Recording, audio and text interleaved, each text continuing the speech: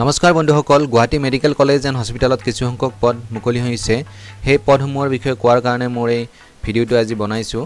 কিন্তু ভিডিওটো আৰম্ভ কৰাৰ আগতে আপোনালোকে যদি মোৰ এনি টেক ফৰলো চেনেলটো এতিয়ালৈ সাবস্ক্ৰাইব কৰা নাই তেতিয়ালৈ নিশ্চয় সাবস্ক্ৰাইব কৰিব আৰু ভিডিওটো যদি ভাল পায় লাইক বাটনটো নিশ্চয় ক্লিক কৰিব এতিয়া আহো পদসমূহৰ বিষয়ে আলোচনা কৰো প্ৰথম পোষ্ট হৈছে ল্যাব এটেন্ডেন্টৰ কাৰণে তিনিটা পোষ্ট মুকলি হৈছে ইয়াৰ কোৱালিফিকেশন ক্লাছ 8 পাস হ'ব লাগিব আৰু দৰমহা নিৰিখ হ'ব 12000 ৰ পৰা 37500 আৰু গ্ৰেড পে হ'ব 3900 সেকেন্ড পোষ্ট হৈছে গ্ৰেড 4 আৰু তাৰ কাৰণে 8টা পোষ্ট মুকলি হৈছে কোৱালিফিকেশন একে ক্লাছ 8 পাস হ'ব লাগিব দৰমহা নিৰিখ একে 12000 ৰ পৰা 37500 গ্ৰেড পে হ'ব 3900 নেক্সট যেটো পোষ্ট হৈছে হেতু হৈছে কুকৰ কাৰণে তিনিটা পোষ্ট মুকলি হৈছে কোৱালিফিকেশন একে ক্লাছ 8 পাস দৰমহা নিৰিখ আগৰটো নিচিনাই আৰু চকীদাৰৰ এটা পোষ্ট মুকলি হৈছে ইয়াৰ কাৰণে কোৱালিফিকেশন একে ক্লাছ 8 পাস দৰমহা নিৰিখ আগৰ নিচিনাই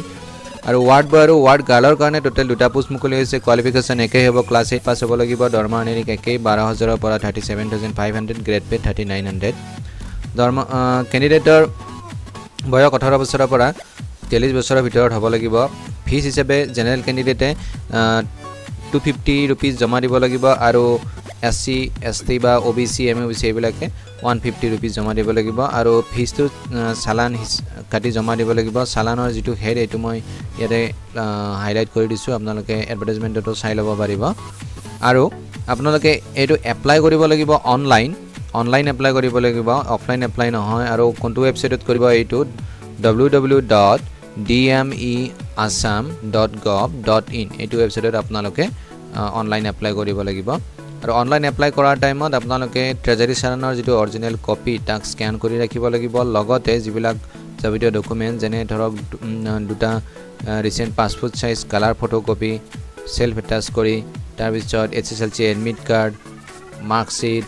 caste certificate permanent residential certificate employment exchange certificate এই গোটেইবিলাক আপোনালোকে লগত মজুত ৰাখিব লাগিব আৰু এই গোটেইখিনি ডকুমেন্টছ ৰেডি কৰি আপোনালোকে অনলাইন এপ্লাই কৰিব লাগিব লাষ্ট ডেট হৈছে 2/2/2018 মানে ফেব্ৰুৱাৰী 2 তাৰিখলৈ আপোনালোকে অনলাইন এপ্লাই কৰিব লাগিব এপ্লাই কৰিব পাৰিব ওয়েবসাইটত অনলাইন এপ্লিকেশনৰ কাৰণে লিংকটো 19/1/2018 পৰা খোলা দিব আৰু 2/2/2018 লৈকে এই লিংকটো এক্টিভ হৈ থাকিব তাৰ আগতে আপোনালোকে এপ্লাই কৰিব লাগিব আৰু সেকেন্ড যেটো পোষ্ট মুকলি হৈছে সেকেন্ড পোষ্ট মুকলি হৈছে আপোনালোকৰ আসাম মেডিকেল কলেজ তাত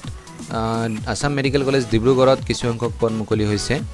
ইয়াতো অনলাইন এপ্লাই কৰিব লাগিব আপোনালোকে ইয়াতে টোটাল 27টা পদ মুকলি হৈছে প্ৰথম পোষ্ট হৈছে টেকনিক্যাল এটেন্ডেন্ট তাৰ কাৰণে এটা পোষ্ট ক্লাছ 8 পাস দৰমহা নিৰিখ 12000 ৰ পৰা 37500 আৰু গ্ৰেড পে 3900 পিয়নৰ কাৰণে 4টা পোষ্ট মুকলি হৈছে কোৱালিফিকেশন আৰু দৰমহা নিৰিখ আগৰ নিচিনাই ওয়াৰ্ড বয়ৰ কাৰণে 27টা পোষ্ট মুকলি হৈছে ইয়াৰ কোৱালিফিকেশন ক্লাছ 8 পাস দৰমহা নিৰিখ আগৰ নিচিনাই ওটি বয় তাৰ কাৰণে 4টা পোষ্ট কোৱালিফিকেশন একেই আৰু দৰমহা নিৰিখ আগৰ নিচিনাই কুকৰ কাৰণে দুটা পোষ্ট কোৱালিফিকেশন আগৰ নিচিনাই দৰমহা নিৰিখ আগৰ নিচিনাই চকীদাৰৰ কাৰণে এটা পোষ্ট ইয়াৰো কোৱালিফিকেশন আৰু দৰমহা নিৰিখ আগৰ পোষ্ট গেটাৰ নিচিনাই ক্যান্ডিডেটৰ এজ আপোনাৰ 18 ইয়াৰ্ছৰ পৰা 43 ইয়াৰ্ছৰ ভিতৰত হ'ব লাগিব ইয়াতেও আপোনালোকে সালান হিচাপত সালান কাটি আপোনালোকে ফিজটো জমা দিব লাগিব 250 জেনাৰেলৰ কাৰণে আৰু আদাৰ ক্যাটাগৰীৰ কাৰণে 150 হয় যেটো হেডটো সালানৰ যেটো হেড হ'ব এইটো মই আপোনালোকক ইয়াতে দি দিছো 0210 MNPH 03 ME NR 105 এলোপেথি এইটো হেডত আপোনালোকে সালানখন কাটিব লাগিব আৰু অনলাইন এপ্লাই কৰিব লাগিব এইটো পোষ্টৰ কাৰণে ওয়েবসাইট একেটাই dmeassam.gov.in আৰু যেতিয়া আপোনালোকে অনলাইন এপ্লাই কৰিব সালানৰ অৰিজিনাল কপি এটা স্ক্যান কপি এটা আপোনালোকে তাত আপলোড কৰিব লাগিব লগতে passport size photocopy admit card marksheet caste certificate employment exchange certificate গোটেইবিলাক আপোনালোকে আপলোড কৰিব লাগিব আৰু এই ওয়েবসাইট ইয়াতো আপোনাৰ 19 তাৰিখৰ পৰা লিংকটো এক্টিভেট হ'ব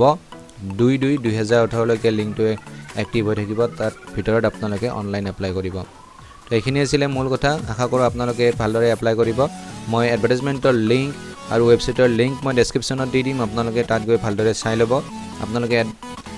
এপ্লাই কৰাৰ আগতে ভালদৰে এডভাৰটাইজমেন্টটো পঢ়ি ল'ব আৰু পঢ়ি ভালকে ক্লিয়াৰ হোৱাৰ পিছতহে আপোনালোকে এপ্লাই কৰিব তো এতিয়ালৈ আহিছো ধন্যবাদ।